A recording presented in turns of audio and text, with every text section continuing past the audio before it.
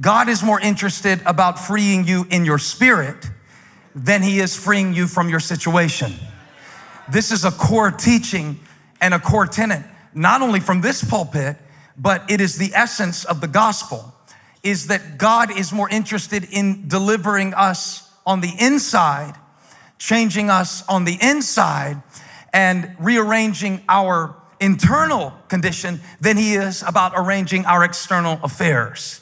This gospel is not popular to preach in an age that is so consumed with changing scenery.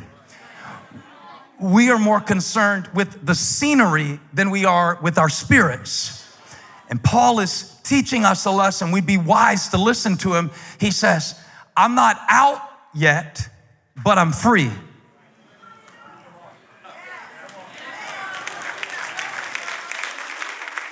I'm still right here in this cell physically, but spiritually, I'm free.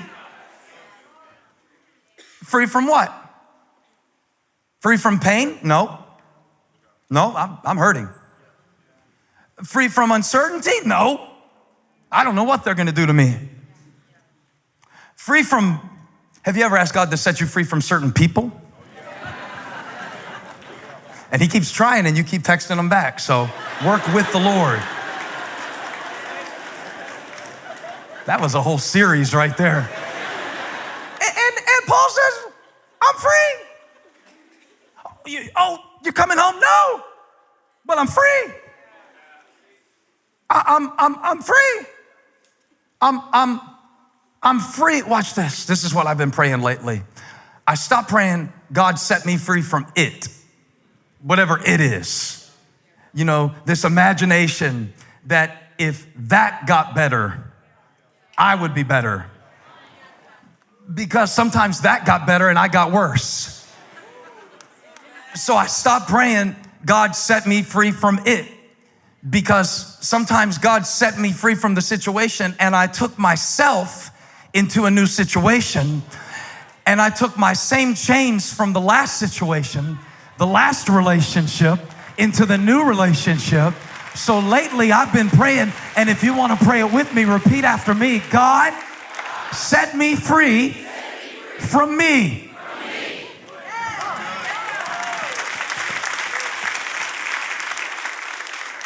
If you don't get that, you haven't lived long enough, because you will get tired of yourself at some point.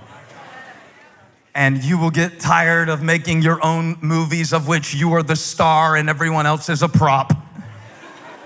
And you will want something bigger in your life than how I feel in this moment. You want something bigger in your life than what I am earning. You will want something bigger in your life than status.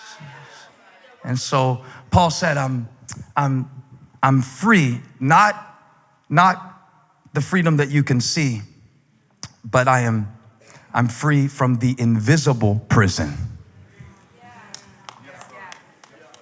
So I'm free because I'm releasing some things. And Paul says, I'm releasing myself from the prison of resentment.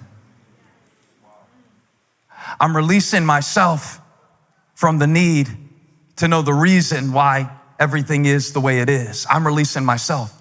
And it's really beautiful because he could have waited around to be set free by somebody else. But he decided, I'm going to use the keys that God has given me. So I've got my own keys called faith and trust and praise and gratitude. And so I don't need you to free me. I am setting people free from my need for them to validate me. I found freedom when I realized that I have all of the resources I need through the Spirit of God. And it is through the provision of His Spirit. Oh, it's just an intro, but it's so good. Because Paul's saying, I'm not out, but I'm free. Nothing has changed in my situation, but I don't need my situation to change. God has changed me, and whom the Son sets free is free indeed. I'll stop screaming. When you get free, it makes you want to holler. When you get free, it makes you want to clap. When you get free, it makes you want to shout. It makes you want to throw off the chains.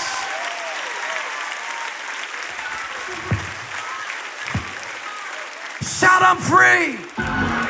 Look at the person next to you and say, free from what you think of me.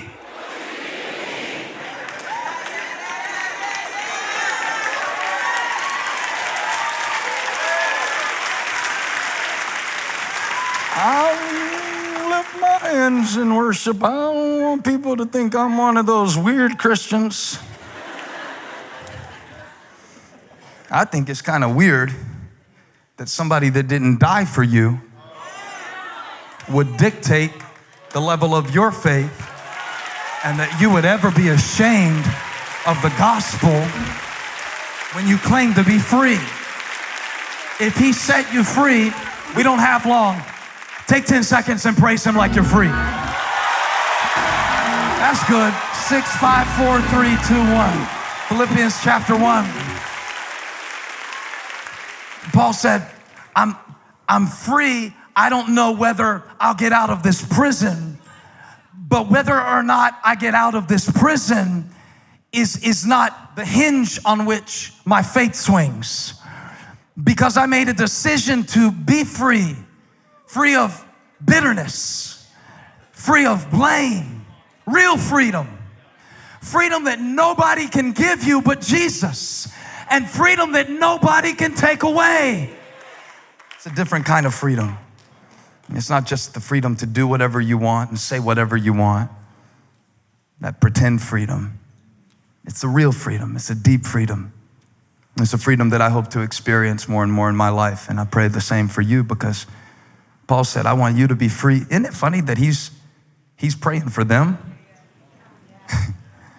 He's in prison and he's the freest one of them all. Some of the least free people I ever met in my life had the most stuff. And Paul is so free at this point. He's free from the need to know what happens next. He's free. He's free. Wouldn't it be good to be free like that? And he sets himself free instead of waiting for someone else to.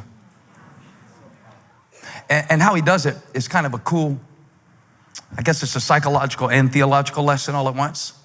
He does it by remembering, because if he dwells too much on what he's going through right now, it will cause him to lose hope. If he dwells too much on what's going to happen next, it'll cause him to be unstable, and he can't control that anyway. So listen, Blakeney, he says, give me my camera. He says, I thank my God in every remembrance of you. This is Philippians chapter 1.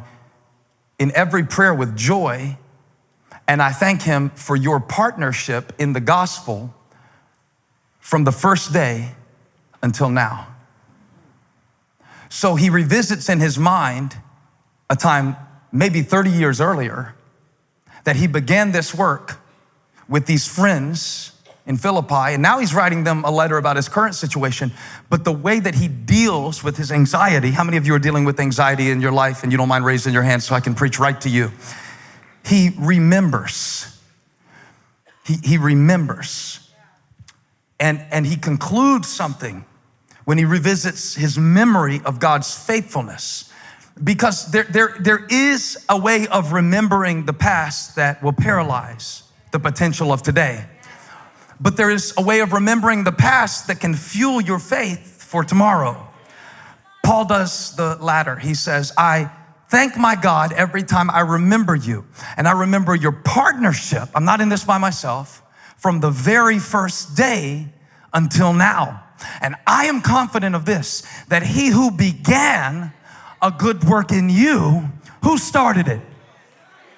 That's what they used to say in middle school when there was a fight and you get dragged in the principal's office. And so we used to have a saying, I didn't start it, but I finished it. And so God does both. And when the devil starts picking on you, don't forget who started it. If God started a good work in you, guess what he's gonna do? He's gonna finish it. Now, you won't know all the details when it starts, but God is not like you, and so he knows the end from the beginning. God saw the last frame of the movie before he started casting or directing.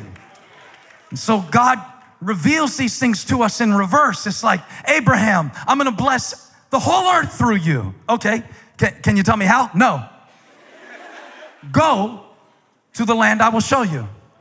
And the details will unfold as your obedience does.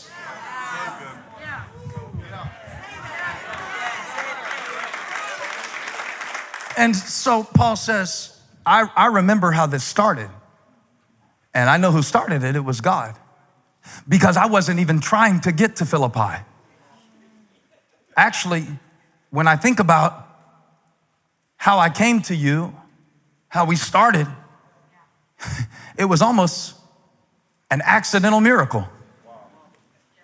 I call it that, knowing that nothing is an accident to God, but one day I'm gonna preach, when I ever get the courage to do it, a whole sermon called Miracles by Mistake.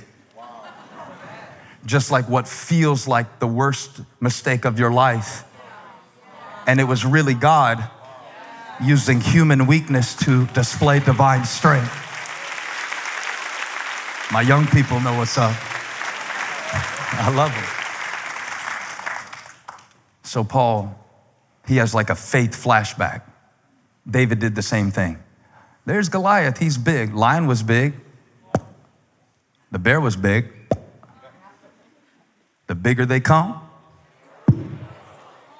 So if the lion went and the bear went, Goliath is about to go. This is called a faith flashback.